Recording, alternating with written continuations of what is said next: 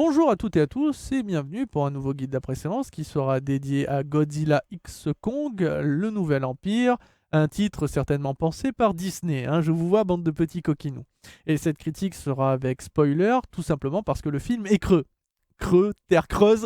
Oh, tu t'y attendais pas, mais c'est la seule fois où tu souriras parce qu'après, tout ce que je vais vous dire, ça fait peine au cœur. Je suis un grand fan de Kong et de Godzilla. Je trouvais que le reboot de la saga était fort intéressante. Et le dernier film avec Mechagodzilla était très cool. Donc quand on m'a dit il y a une suite, je me suis dit bah putain là ils vont devoir envoyer du très lourd parce que là globalement on a vu le plus intéressant.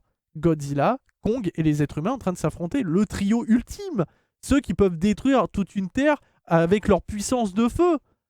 Donc il faut proposer quelque chose de plus grandiose. Et donc les titans sont là, parce qu'après tout, c'est le concept de base. Sur la planète Terre, il y a des titans qui existent, et Godzilla est là pour les affronter, parce que c'est son territoire et qu'il veut être le plus fort.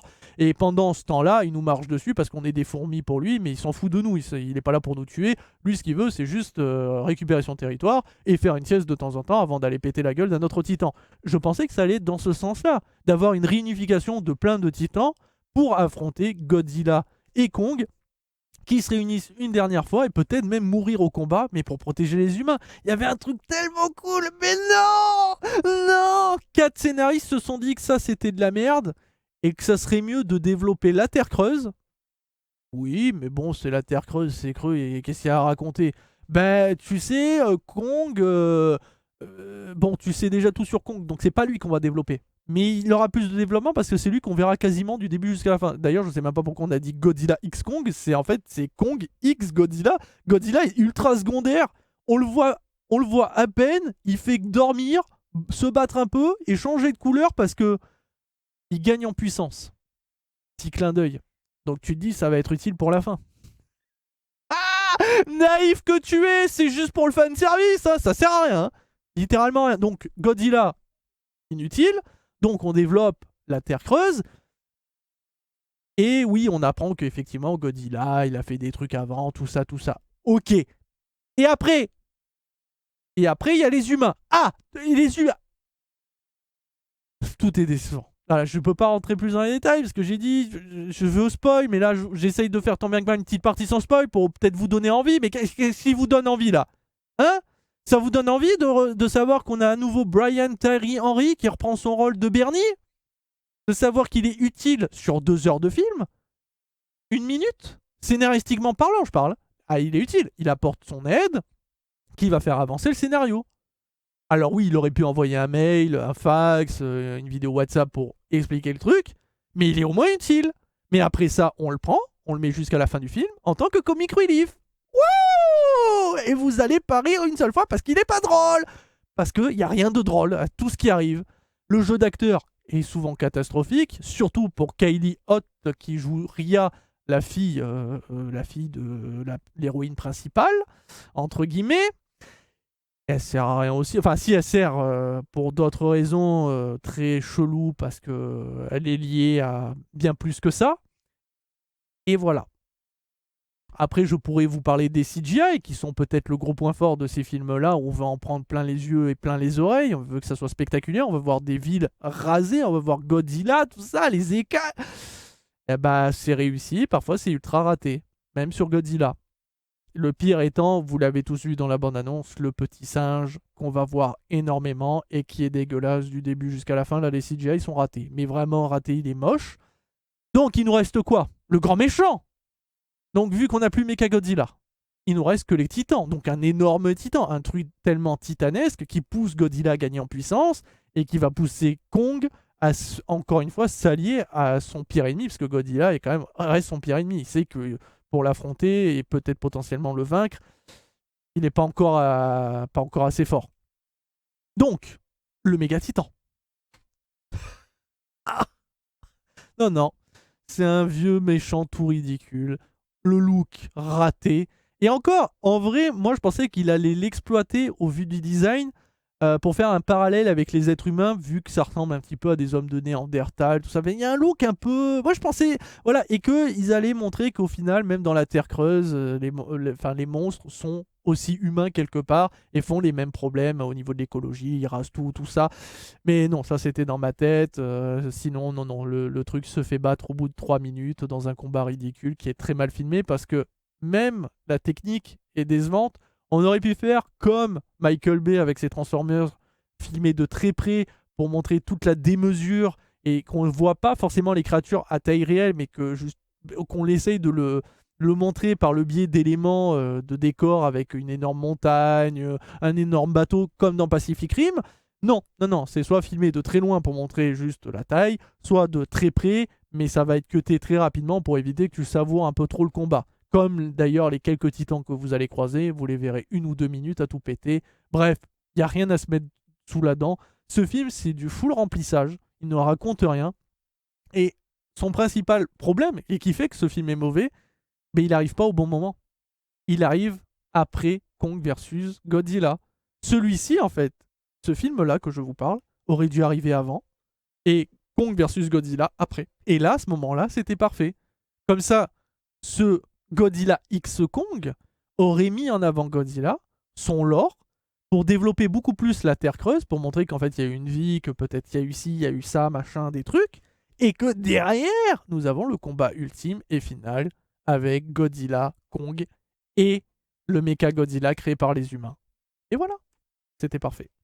Mais bref, donc voilà, je vais pas rentrer plus dans les détails, je vais rien dire de plus. Maintenant, je vais spoiler. Donc si ça vous intéresse d'aller le voir, pensez bien que c'est un amuse-bouche et que pour moi, Pacific Rim, le dernier Godzilla, Dominus machin, et Godzilla versus Kong est largement au-dessus. Pour moi, ça, c'est juste sympa.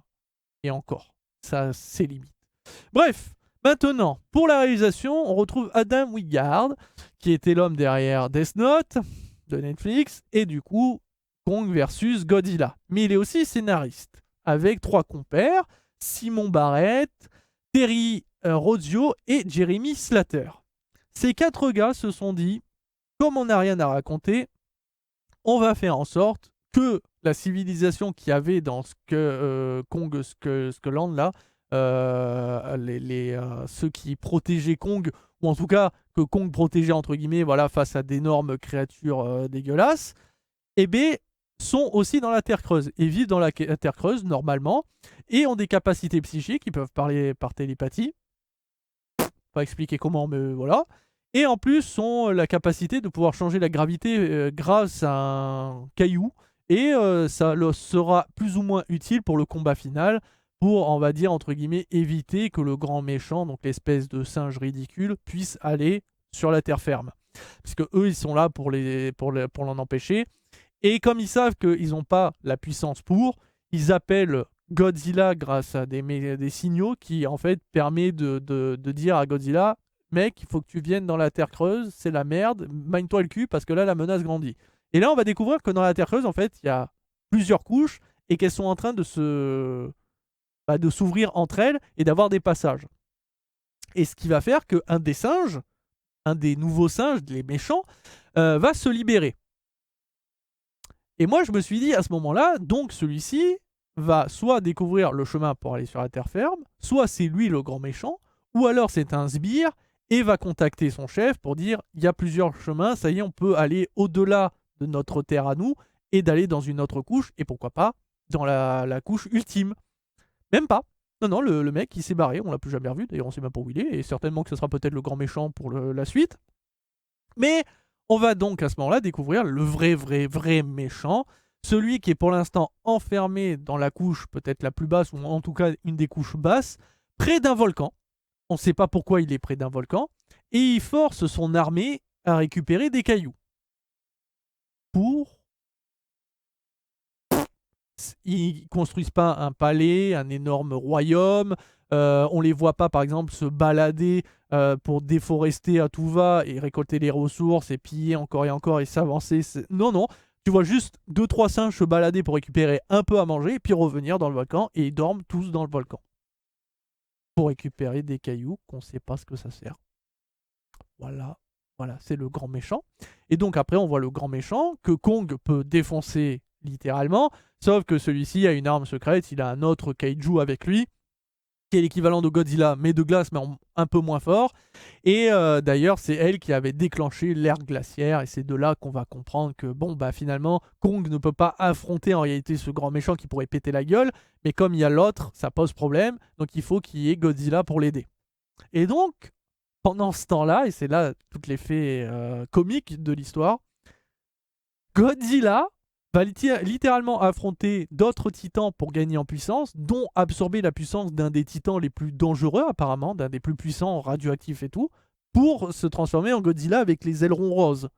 Et tu te dis, mais alors ça veut dire qu'à la fin, quand il va cracher son truc, j'ai envie de te dire que le singe, même avec sa monture, elle explose. Ah non, non, ça fait juste de la couleur, et comme je l'ai dit, les flammes sont pas plus différentes, ou en tout cas on le voit pas. On voit juste la couleur changer, mais on voit pas l'impact, puisque quand les autres l'esquivent, ou que celui qui fait de la glace le bouffe, ne meurt pas. Et à la limite, la seule chose que ça va changer, c'est changer la température, parce qu'en gros, vu que le kaiju de glace peut carrément créer une ère glaciaire, le singe va le pousser à le faire. Et donc ça va forcer Godzilla à cracher dans le ciel et remettre la température normale. Voilà, ça sert à ça. Donc toute cette installation de 2 heures, de monter en puissance, d'affronter des kaiju forts pour le combat final, tout ça pour juste remettre le climat normalement. Ça va mourir de rire. Et après, bah donc, je vous l'ai dit, ce méchant est juste ridicule. Et c'est pour ça que j'ai parlé du délire avec l'écho par rapport aux êtres humains sur la Terre. C'est que vu qu'ils ont un design un peu humain, limite homme de Néandertal pour certains, je pensais qu'ils allaient vraiment jouer là-dessus pour, pourquoi pas, faire parler le méchant. Dans le sens où, après tout, c'est juste un singe, plus grand, mais pas si fort que ça, comparé à Kong, qui est beaucoup plus mastoc, qui lui est un gorille, alors que l'autre pourrait peut-être dire un orang-outan un peu svelte, mais qu'à ce moment-là, en fait, lui, il va montrer de l'intelligence et parler. Une langue différente, mais parler, et que genre, son armée communique avec lui, et que quand ils étaient enfermés là, ont développé leur intelligence, et ce qu'ils font leur force, c'est ça. Et que derrière, ils exploitent la puissance de l'autre kaiju pour la force brute, pendant que eux, c'est l'intelligence. Il y avait un parallèle avec les êtres humains qui, eux, ont créé Mechagodzilla. Sauf qu'eux, au lieu de créer Mechagodzilla, ils utilisent un vrai Godzilla. Ça, c'est con à dire, mais je pense que le concept aurait été beaucoup plus intéressant s'il avait été poussé. Bien sûr, là, je fais une version abrégée et réfléchie en 2 spi, mais j'aurais trouvé ça beaucoup plus cool que cette merde de civilisation à la con qui vit, encore une fois, dans la Terre, enfin, à côté des Titans. Ils sont là parce qu'ils sont là, en fait. C'est une civilisation quelconque qui a avancé technologiquement parlant, qui exploite un caillou, on sait pas comment, qui peut changer la gravité, d'accord. Et ils appellent à l'aide Godzilla, mais c'est tout, ils servent à rien. Donc c'est pour moi le méchant avec son armée qui aurait dû être plus intelligente et pousser ce vice-là. Mais bon, ça marche pas comme ça. Et derrière, donc c'est pour ça que j'ai disais que les êtres humains, donc cette civilisation cachée, a en fait créé plus de problèmes qu'autre chose, parce qu'en gros ils vont activer leur caillou et le caillou va changer la gravité. Sauf qu'en changeant la gravité, ça va permettre au grand méchant de rentrer sur la terre ferme. Sans ça, il serait pas rentré sur la terre ferme parce que son monture ne vole pas.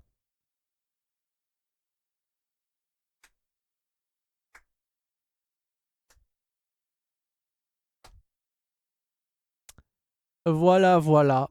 Et après, nous avons bien sûr, alors j'en ai pas parlé dans la version sans spoil, mais je voulais laisser la surprise à ceux et celles qui voudraient voir, la relation entre le petit singe et Kong.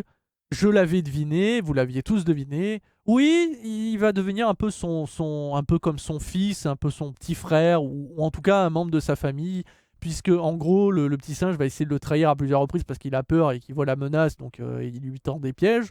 Sauf que Kong, en fait, il lui en veut pas parce qu'il sait qu'il est petit, qu'il est mal éduqué, et en plus, quand il va découvrir le milieu où il vit, il va encore plus comprendre que, bon, voilà, c'est pas de sa faute, et il va s'attacher à lui, et le petit, au final, va s'attacher à lui, il va l'aider. Que c'est nul! Que c'est nul! On pouvait pas juste montrer Kong, découvrir cette civilisation, de voir que ceux-ci sont exploités pour le travail et montrer vraiment du vrai travail avec la création de machins, déforestation, au point de crever de faim parce qu'ils déforestent tellement tout qu'ils ont plus de nourriture, donc ils mangent des petits cailloux, enfin des trucs comme ça. et que ça pousse Kong, pas en tant que oh bah c'est mon petit frère ou c'est comme mon enfant, non, de se dire mais c'est mon peuple en fait. Même s'ils sont très différents visuellement en matière d'aspect, ils sont des singes et donc je vais les aider. Ça suffisait. Encore une fois, ça suffisait. Mais non, il faut rajouter le petit bébé singe parce que les gens ils seraient là en mode oh c'est trop, non il est dégueulasse, il sert à rien, c'est de la merde. Bref, voilà, je vais pas en dire plus. Je vous ai raconté tous mes soucis avec Godzilla X Kong. Pour moi, c'est une mauvaise suite. Elle n'est pas spectaculaire du tout. J'ai vu des retours là de différentes critiques, jeux machin et tout, qui disent mais c'est du grand spectacle. Oui, c'est pas prise de tête, le scénario vole pas haut, mais c'est ça qu'on aime parce que c'est spectaculaire. Il y a rien qui est spectaculaire. Rien, tout est putain de prévisible. Tout à 100%. Et à la limite, si les combats l'étaient spectaculaires, mais c'est d'un ridicule. Comme je dis, on voit même pas tant de titans que ça. Et si on en voit, ça dure 2 minutes. Godzilla fait la sieste, se déplace, récupère de l'énergie, refait sa sieste, repart, tape un monstre et part définitivement. Kong, il fait sa petite balade avec le Kiki, il voit la forêt, il voit les méchants, puis après il fait demi-tour parce que je me suis fait péter la gueule. Il revient voir ses humains, les humains ils se disent putain, il faut l'aider. Heureusement, on avait créé une technologie, un bras mécanique pour Kong. Ça tombait bien, hein. Franchement, hein. Oh là là, on l'a pas vu venir. Hein. Comme la dent qui a été remplacée au début. En fait, il t'annonce tout, et au final, c'est pour ça que je dis, c'est que du creux, parce qu'il ne se passe rien. C'est que du remplissage, en pensant qu'ils arrivent... Enfin, les scénaristes pensent qu'ils arrivent à développer quelque chose, alors qu'absolument pas. Toi, t'es là en mode... Oui, mais on le sait, qu'il va se faire soigner par le mec qui lui a changé la dent. Ils ont réussi à créer une dent en machin pour un singe de cette taille. Donc forcément qu'on se doute qu'il a un pansement ou un bras mécanique. Ils ont bien créé Mecha Godzilla. Il n'y a pas d'effet de surprise. C'est pour ça que ça aurait été intelligent de le sortir avant. Parce que du coup, le bras mécanique aurait été un prémisse à Mecha Godzilla. Parce que derrière, les humains créent une arme pour lutter contre Godzilla et Kong.